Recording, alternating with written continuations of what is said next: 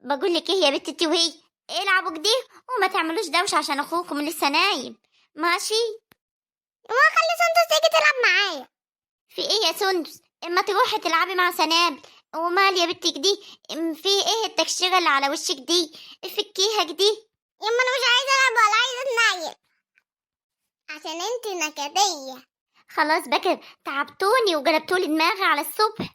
هتبقى انتوا وستكم. يما لو هي مش لعبت معايا هطلع العب بره قدام البيت. لا، اني قلت ما فيش لعب يعني ما فيش لعب. خشي انت واختك جو. يلا. وانت كمان فكيها لنا يا اختي التكشيره اللي على وشك دي.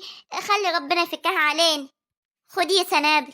تعالي هنا يا حبيبتي، انا كنت عايزه اتكلم معاكي. نعم يما. مالك يا بت؟ مالك مكشره رجليها كده على الصبح؟ يما انا عايزه اروح بيتنا، عايزه العب بالالعاب بتاعتنا. ماشي هنرجع يا حبيبتي. انت فاكره يعني دي ان احنا مش هنرجع البيت هناك عند ستك حسني؟ لا، احنا هنرجع. بس يعني ايه، انت مش حابه تقعدي هنا مع ستك نجيه؟ يعني قلنا نيجي نقعد معاها شوي وبعد كده هنرجع على بيتنا. هنروح فين يعني؟ يما انت بتضحكي عليا، مش راجعين بيتنا تاني. ليه يا بنتي كفل الشر؟ هنرجع البيت بس مش دلوقتي. لما المشكلة يعني اللي بيني وبين ستك تتحل وبعد كده هنرجع. ايه ده اللي انا سامعاه دي؟ مالك يا سندس انت وسنابل؟ ايه يا ولاء؟ ده انا حتى بدور على البنات من الصبح علشان العب معاهم استغمية ومش لاقياهم. انا العب معاكي يا خالته، انا بحب اللعبه التغميه. وانت يا سندس مش عايزة تلعبي معايا انا كمان؟ انا واختك وهلعبكم اللعبة الالعاب الحلوة اللي كنت بلعبها لكم على طول. يا بنتي يا سندس. لا يا خالتي انا مش عايزة العب اي العاب. انا عايزة اخش اقعد جوه في الاوضة لوحدي. ليه يا حبيبة خالتك؟ هو انت مش بتحبيني؟ بشتي على طول بتقوليلي انا بحبك يا خالتي صفية. انا دلوقتي بقى اللي زعلانة منك. سندس زعلانة يا صفية. سندس زعلانة علشان عايزة تروح يعني تلعب بالألعاب بتاعتها اللي حدانا في الشقة هناك. طب ايه رأيكم بقى انني عاملة لكم مفاجأة وهتعرفوها بعد شوية؟ خالته قولنا عليها، يا خالته قولنا عليها. ما هو كده ما هتبقاش مفاجأة. ماشي، أنا هقولها علشان خاطر بس سندس تبسط. يا ترى بقى ايه المفاجأة؟ ايه اللي خليتكم حضرها لكم؟ ايه المفاجأة يا ستي؟ ان اختك دعاء جاية وجايبة الولاد معاه. وكمان هقول لها دلوقتي ان هي تجيب لك اللعب بتاعتك من الشقة من حداكم. حلوة المفاجأة دي؟ شكرا يا خالتي. يلا بقى خشوا على جوا وانا جاي العب معاكم. وكمان لما ولاد خالتك يجوا هنلعبوا كلنا السغمية وفتح يا واجدة. وهلعبكم بصوا هتتعبوا النهارده من كتر اللعب والزغزغة اللي هعملها فيكم. يلا خشوا وانا جايه لكم. ربنا يخليكي يا صفي. عقبالك دي يعني اما اشوف عوضك يا حبيبتي. الكل على الله يا اختي. بكره يا اختي هشوفك هتعملي ايه مع ولادي. ادينا هيصتلك ولادك اهوت وخليتهم فرحانين. قولي لي انت يا اختي هتعملي ايه في المشكله اللي انت فيه؟ والله يا صفيه ماني عارفه.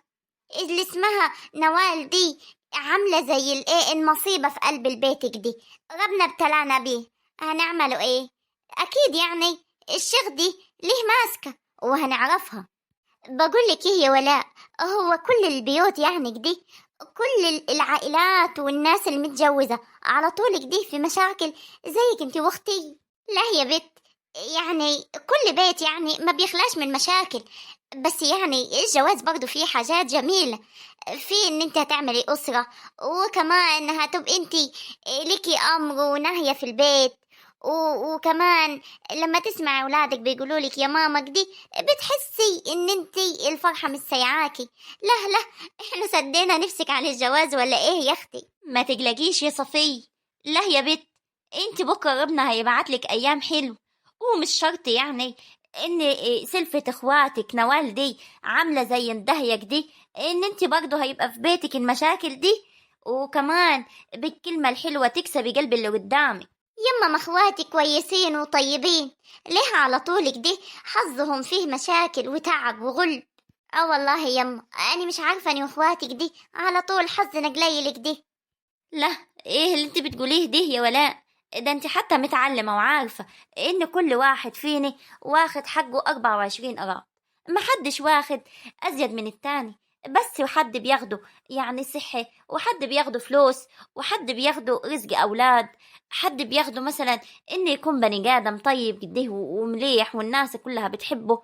بس يعني مش معنى كده إن حياتنا مش هيبقى فيها جانب يعني حلو وفي حاجة كويسة.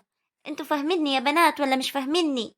فعلا يما عندك حق، أهم حاجة إن الواحد يرضى بالحلو والمر. أيوة كده، زي ما أختك قالتلك، لازم تجدي بالحلو وبالمر عشان ربنا يعني ايه، ربنا قال ان شكرتم لازيدنكم. فانتي خلي على طول في بالك الايه القرانيه دي، كل ما تشكر ربنا على السراء والضراء ربنا هيفكها عليكي وهيفتحها عليكي من وسع كمان. وكل ما هتبقي في مصيبه هتلاقي ربنا بيبعتلك اللي يخرجك منها. ماشي. ماشي يما، ربنا يخليكي لين. بس احنا هنعمل ايه دلوقتي في مشكلة ولاء اختي دي؟ اماني والله زعلانة عشانها. يا بنتي كل مشكلة وليها حلان، أكيد يعني هيبقى ليها حل، بس مش دلوقتي. ربنا بيدبر لنا أمورنا من فوق 7 سماوات، إحنا هنستعجلوا بقى؟ فعلا يما، الحمد لله على كل شيء، اهم حاجة ان الواحد يرضى. ماشي، بقولك ايه يما، نعم يا صفية، نعم يا قلب أمك. اختي دعاء اتصلت وقالت ان هي جاي وجايبة كمان الاولاد معاه. اني هروح احضر لقمة دي علشان ايه، نفطر اول ما هي تيجي. ماشي يا حبيبتي، روحي يا حبيبتي، أنا جاية أساعدك ها. هكلم أختك بس كلمتين وهاجي أساعدك. خليكي يما، هو اني يعني مش هعرف اعمل الفطار؟ خليكي يا حبيبتي، انت لسه كنت بتغسلي، كتر خيرك. أيوة يا بنتي فكرتيني بالغسيل ده، أنا كنت جاية أتخانق معاكي يا ولاء كده.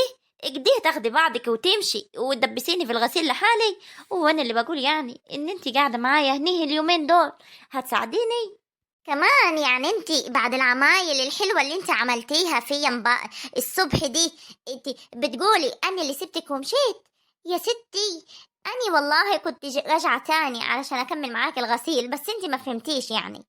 اني نمت جنب الولاد حسن وحسين، قلت اغدعهم وكده وغيرت لهم وكده، وبعد كده سرحت في النوم، ما صحيتش غير دلوقتي، غير وسندس وسنابل ماسكين في بعضهم. واسألي صفية بنتك. خلاص يا اختي يا شملولة، انت مش نصح غير في الكلام وبس، لسانك قدك دي بس الفعل له. ماشي، انا مش زعلانه منك، لا تقولي عليا انني مرة ابوكي مرة تاني. روحي يلا يا صفية حضر الفطار. ما تزعليش من ولاء يم، برضو كتر خير عشان الولاد اللي معاه. اني هروح احضر الفطار. تعرف يا بت، على طول كنت كديه قبل ما تتجوزي، كنت على طول تتلككي بأي حاجة عشان تسيبيني وتدبي سنة في شغل البيت. ها، مش غريبة عليكي، بس أنا هعمل إيه، أمك ولازم أستحملك. طب واني يم ما كنتش بغسل معاكي على طول سيء الظن بيا دي؟ انا كنت بغسل بس يعني رحت عند ولاد ونعست، هعمل ايه؟ انت اللي صاحيه من الفجريه تغسلي. لا يا أختي ما تعمليش، أنا اللي هعمل. يلا قومي هاتي العيال اللي عمالة تعيط جوا دي، يعني والله وحشوني، ده انت ما تعرفيش الفرحة مش سيعاني ان انت قاعدة معاي. على قد يعني ما انا نفسي ترجعي دارك، بس اني مبسوطة بالقعدة معايا هني انت واللي ولا. خلاص يما، بدال كلنا مبسوطين كده، انا عايزه اقعد هنا معاكي. انت تبني لي دور فوق اخوي احمد واجي اسكن معاكي هنا، مش عايزه ارجع بيت عمتي مره تاني. ايه رايك عشان تفضلي مبسوطه على طول؟ يا بنتي ضحكتيني، تقعد هنيه معاي وعمتك هترضى؟ يا بنتي شوية كدي والنفوس هتهدى وهترجعي دار جوزك، ربنا ما يحرمك ابدا من دار جوزك يا بنتي. اللهم امين يم، اللهم امين. ها، ايه استاذ حسن اهو تصيح، اخش اجيب. يا نجي يا بنتي، يا نجي، ايه دي؟ ما فيش حد هنا في الدار ولا ايه؟ اتفضلي تعالي يا ست حسنات، تعالي حتى ولا حبيبتك هنا، تعالي عشان تسلمي عليه. حبيبتي منين دي يما؟ ده كل ما تشوفني تفضل توبخ فيي. اني الحق اقوم قبل ما هي تيجي تمسك فيا ما بتسيبنيش. بقالي ساعتين واقفة باظة، ما حدش بيفتح لي ليه؟ ايه دي؟ ازيك يا ولاء؟ عاملة ايه؟ يعني صحيح اللي سمعت عليكي دي؟ ويا ترى سمعتي عليا ايه يا ست حسنات؟ لعله خير. اقعدي عشان رجليك يا ست حسنات. بيقولوا يعني ان انت بتعملي اعمال، انا كنت عايزاكي تعملي لي عمل عشان عايزة اتجوز. وهي ست حسنات تتجوزي؟ مين ده اللي هيتهفف عقله وهيتجوز واحدة زي يعني قد نفرتيتي؟ اخفى عليك انت يا معفشه يا مجمله انت. لا، انا عايزاكي تعملي لي عمل اللي ايه، للراجل اللي بيبيع بطاطا على اول الشارع. مش معنى يعني الراجل بتاع البطاطا دي ما تتجوزي بتاع الدور، ولا حتى ابو محمد بتاع القوط، مش معنى بتاع البطاطا يا ست انفكتيت انتي. انت مالك؟ انت تعملي لي عمل وخلاص. وبعدين انا بحب البطاطا، هفضل اكل كل يوم بقى والصبح وبالليل اكل بطاطا، وانا مش عايزه حاجه تاني. طب هدي نفسك يا ست حسنات، اهدي بس كدي يا اختي، هقوم انا اعمل لك بطاطا، ومش لازم خالص العمل اللي انت عايزاه دي. لا انا مش عايزه بطاطا منك، انا بحب البطاطا بتاعته. يلا يا بنت اعملي لي عمل زي ما قلت لك. شوفي يما الست دي اني داخله جوا لولادي. ماشي يا بنتي، قومي انت قومي. ده هتجننا. قمت ليه يا ولا؟ هتعملي لي العمل زي ما قلت لك. ايوه رايحه اعمل لك العمل ها، بس بشوفي لك دي اي حاجه من قطرك، يعني ممكن تدينا غوشتين ولا الكردان اللي في صدرك دي عشان العمل يبقى منيح يعني. لا اله الا الله. خلاص ماشي ولا، انا هسيب لك الغوايش والكردان مع عمك هنا، بس تعملي لي عمل كبير ماشي، عشان عايزه اتجوزها على طول، مش لسه هستنى. امسكي انا جايه الغوايش اهي. لا يا اختي خلي الغوايش معاكي يا ست حسنات، هي بتضحك معاكي، هي هتعمل لك العمل من غير غوايش من غير اي حاجه. خليكي هنا، هجيب لك بطاطا، قصدي هجيب لك حاجه تشربيه. مالها الست دي هي وبنتها؟ اهدي، هم مالهم اتجوز بتاع البطاطا ولا بتاع الفجل حتى؟ هم اللي هيتجوزوه. اهدي، ناس بتكره الحاجه الحلوه للناس. يا سلام لما اقعد كده طول النهار اكل في بطاطا وبالليل بطاطا، يا سلام. يا ترى عم حسنين دي هيوافق؟ طبعا هيوافق، ماني هعمل له عمل. ايه حفيني انا جي. ها بنتك عم خلصت العمل؟ وروحي شوفها دي خلصت ولا لا، عشان عايزه اخده معايا وانا ماشي. ماني رايحه يا اختي اهوت علشان اشوف خلصته ولا لا. لا اله الا الله، يعني كده خلاص طلع سمعة على البت دي كمان ان هي بتاعت اعمال. لطفك يا رب. بقول لك ايه يا اسماء، بصي الست العجوزي اللي بنيجي على طول لاقيها عند ستك قاعده اهي، تعالي نضحك عليها شوي. لا يا احمد كده عيب. وبعدين انا جايه هنا عند ستي عشان العب مع سندس وسنابل عشان وحشني. خلاص يا اختي تعالي نخش جوه. واه ست حسنات حداني. عامله ايه يا ست حسنات؟ صحتك عامله ايش؟ الحمد لله انا كويسه. كيفك يا دعاء يا عسليه انت؟ واولادك العسليات دول عاملين ايش؟ كويسين يا ست حسنات. امال امي فين؟ مفيش حد هنا ولا ايه؟ لا امك هنا، ولا كمان دخلت عشان تسوي لي عمل عشان اتجوز عم حسنين بتاع البطاطي. عمل ايه اللي دعاء قصدي اللي ولاء لا اله الا الله. يما في ايه يا بنتي مالك؟ يما اللي انت كنت خايفه منه حصل. اختي طلع عليها ان هي بتعمل اعمال. الله يسامحك يا عمتي، الله يسامحك ومنك لله يا نوال. طب فوتي يا بنتي، خشي انتي فوتي عند اختك جو ومالكش دعوه بالست حسنات. ايه تلاقي حد هنيه ولا هنيه قال لها يعني. خشي يم، ربنا يستر عليك وعلى الولايه كلها يا رب. فوتني يا واد الدهلي ستك، فوتني. بقول لك ايه يا دعاء، انا قاعده هنا من بدري ومستنيه العمل. لو انت يعني جايه برضه لاختك عشان تسوي لك عمل علشان جوزك حموشي، يبقى تستني شوي، انا اللي عليا الدور الاول. لا يا ست حسنات، هي مش جايه عشان العمل ولا حاجه، انت الاول. ده هي جايه لاختها يعني عايزاها في موضوعك دي. يما انا فايته على جو. ايوه ده انتوا هتجننوني. يا بنتي يا ولاء انا اللي عايزه العمل الاول، اوعي تعملي لاختك ماشي، انا قاعده هنا مستنياكي. تعالي اقعدي يا ست حسنات، تعالي ما تخافيش يا حبيبتي، مش هتعمل لحد غيرك. تعالي اقعدي. لا انا قعدت كتير، انا هروح بقى علشان اجهز الفستان بتاعي بتاع الفرح ماشي. بقول لك ايه يا سي، مش عايز تاكل فاكهه يا حبيبي؟ اجيب لك فاكهه. ايوه يما انا عايز موز، هاتيلي موز وتفاح. ماشي يا حبيبي، هجيب لك اللي انت عايزه. مفيش حد هنا عاوز حاجه تاني؟ قول لأمك يا ياسين إنني مش عاوز حاجة منها. وهو اني كلمتك؟ هو انت بتاخد الكلام على نفسك ليه؟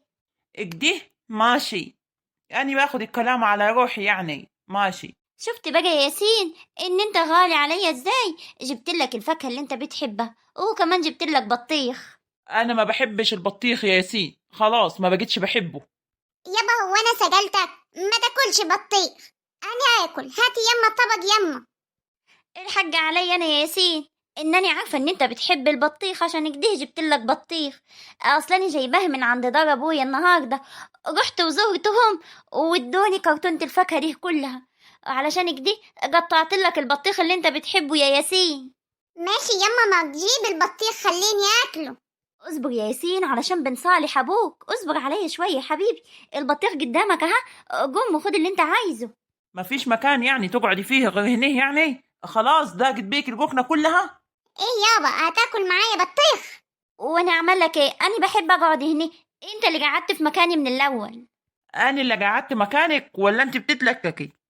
خلاص بقى يا ابراهيم، انا عماله اصالح فيك من بدري، خليت منظري وحش قدام الواد. يلا خلاص بقى، كل البطيخ. واللي أنت بتعمليه مع عمي دي هتعمليه مرة تاني؟ لا انا ما بعملش حاجه. وبعدين يا ابراهيم، مش هزعل امك تاني. انا طلعت انا اللي ظلماها، تصدق؟ وبعدين خلاص بقى ما تزعلش مني. وبعدين كمان اني يعني ايه، اكتشفت ان امك دي مرهم يتحط على الجرح قصدي يعني ايه، يطيب مش يولع على. فخلاص بقى، ماشي. خلاص بقى حقك عليا، ما يبقاش دمك تقيل. ماشي. خلاص يا بت، بدل أنت عرفت إن أنت اللي ظالمة أمي، خلاص. بقول لك إيه يا سارة، أنا مش عايز وجع دماغ تاني. ماشي؟ خلينا كده يا بت نعيش في حبة هدوء شوي. داني حتى كل روجان يا ابراهيم، من عناية يا حبيبي.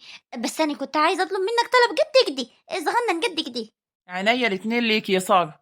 قولي يا أم ياسين، أنا سامعك ها. يما أنا عايز البطيخ. يد ما قدامك البطيخه اهو، كل اللي انت عايزه يا ياسين. بص يا ابراهيم، انا بس كنت عايزاك تجيب لي نسخه المفاتيح اللي مع امك. هنرجعوا للموضوع ده تاني؟ ده احنا لسه متصالحين، ما كملناش 10 دقايق يا بنت الناس. افهمني بس يا ابراهيم، انا يعني بحب البس حاجات كده في شقتي، البس قصير، البس طويل، البس ضيق، اقوم انام براحتي. بحس كده انني متجيده. وانت هترجع تقول لي انت بقى ما بتلبسيش وما بتعمليش وما بتحطيش. اديك عرفتها. انا مش هلبس ولا هعمل حاجه تاني علشان انت مد النسخه لامك. وانا هتكسف ممكن تخش عليا في اي وقت يعني تلاقيني لابسه قصير. يا بنت فهمتك، ماشي. هجيب لك المفتاح من عينيا الاتنين يا سارة. بس ما كنت تقولي كده من الأول؟ أنا ما فهمتش حاجة منكم لما كنتوا انتوا الاتنين يعني بتتعاركوا. يا ابراهيم، ما انت ما اديتنيش فرصه خالص، وعلى طول دخلت فيا شمالك دي وقعدت تعارك فيه. وانا يعني انت عارف انني ما بعرفش اعبر عن نفسي على طول كده، وانت خدتني كده في الرجلين. هو ده اللي انا كنت اقصده اقول لك عليه من الاول. واه رايح فين يا ابراهيم؟ رايح يا بنت علشان أجيب لك نسخة المفتاح اللي مع عمي، يعني عشان تبقي براحتك يا سارة. على طول هجيبه واجي. ماشي؟ روق انت بقى الدنيا كده ونيم الواد دي. من عينيا الاتنين يا ابراهيم، ربنا يخليك ليا يا ابو ياسين. خلاص بقى يا بت، خلينا اروح اجيب نسخة المفتاح واجي. اما اشوفك دلوقتي هتعملي ايه يا حماتي. يا عيني كان نفسي انزل مع ابراهيم واشوف منظر وشك وهو دلوقتي متكادة ومولعة انه هو هينزل يا عيني يجيب منك نسخة المفاتيح بتاعت شقتي. يما هو أنت مش أتاكلين البطيخ ولا إيه؟ أنا داخل أوضتي رايحة أنام. من عينيا الاتنين ياسين. ده كان يا واد من حق مش هسميك ياسين، حق اسميك ابو السعد والهنا كله. حاضر يا ياسين، هخش المطبخ اجيب لك صحن واجيلك. يما السلام عليكم. يما فوت. ايوه يا ابراهيم، تعالى يا حبيبي فوت. السلام عليكم يا ست الكل. وعليكم السلام ورحمة الله وبركاته. عامل ايه يا ابراهيم؟ انا الحمد لله كويس ورايق يما، وكنت عاوز افتحك في حاجة دي. قول يا حبيبي، عاوز ايش؟ يما اوعي تكوني زعلانة من سارة، يعني من الموضوع اللي حصل وكده. هي اتأسفت لي وقالت لي ان هي ما عادتش تعيدها معاكي مرة تانية. لا يا ولدي، مش زعلانة خلاص، ماني قلت لك ان سارة دي يعني زي فاطمة ورحان، مش زعلانة. ماشي يما، بس انا كنت عايز اقول لك حاجة، يعني انا كنت عاوز نسخة المفاتيح اللي معاكي. عاوز نسخة المفاتيح؟ ليه يا ابراهيم؟ النسخة اللي معاك يا حبيبي ضاعت، تعمل لك واحدة غيرها. لا يما، بس عشان مش تفهميني غلط وكده، سارة يعني محرجة وبتقول ان هي مش قاعدة في الشقة براحتها. فيعني لو سمحتي ممكن تديني نسخة المفاتيح اللي معاكي. يا ابراهيم، ده انا زي امها يا ابراهيم، مش هتقعد براحتها ازاي يعني؟ بعد اذنك يما، يعني انا مش ناقص وجع دماغ كل شوي، يعني اديني النسخة اللي معاكي. ماشي يا بنت عدلات، قلبت الوضع عليا تاني. ماشي، كسبتي فورا انت كمان. بعد اذنك يما، شهلي ورايا شغل وكده يعني. طب انا دلوقتي اقول له ان المفتاح ضاع؟ ما هو عارف انه معاي. اني هدور عليه وبعد كده اقول له انني مش لاقياه، وبكده اكون عملت وطلعت نسخة عليه. ماشي، هقول له كده. أنا مش لاقياه، مش عارفة كنت حطاه هنا ومش عارفة راح فين. بقول لك يا إبراهيم. ايه يما مش لاقياه ولا ايه؟ لا يا ولدي، احنا لسه نازلين من عندك يعني، وحطيته هنا مش لاقياه. هدور عليك دي وإن شاء الله الصبح تفوت عليا تاخده. خلاص ماشي يما، تصبح على خير. اكده يا إبراهيم، رجعتي تمشي وراها تاني. أنا مش عارفة سارة دي بتعمل لك ايه. ماشي يا سارة يا بنت عدلات، أما فرجيتك انتي ما بقاش اني صفي. نشوف اخرتها معاكي، مش هتجيبيها البر انتي عايزة تكسبين اني. ماشي، اتلقي بقى. كيفك يا حسنى؟ عاملة ايه يا حبيبتي؟ أنا كنت عاوزة أتكلم معاكي كلمتين اتنين يا حسنى. اتكلمي يا ست فتكات، خدي راحتك يا حبيبتي. بصي يا حسنى واسمعيني، أنا دلوقتي عملت شغلة دي بس ما كنتش أقصد حاجة والله، هتفهميني؟ قلقتيني يا ست فتكات، ما تقولي يا اختي ومش هزعل. اوعدك انني مش هزعل. مين؟ احكي. أنا السبب في اللي حصل لابنك حسن، بس أنا عملته بدون قصد والله. كيف يعني؟ كيف انت السبب يعني؟ ده كله عشان ترجعي ولاء بنت اخويا هنيه مرة تانية؟ لا، ولاء غلطت وهي لازم تتعاقب. لا والله يا حسنى، وربنا يعلم إن ولاء بنت أخوكي مظلومة وما عملت أي حاجة. امال مين السبب يعني يا ست فتكات؟ اتكلمي انا سامعاك. ها؟ الحكاية بدأت من ساعة ما شكيت في نوال وهي بتكلم أمها في التلفون، وسمعتها إن هي بتقول إن هم عايزين يروحوا يسووا عمل ولاء وحسام. قصة جديدة دي من قصصك يا ست فتكات؟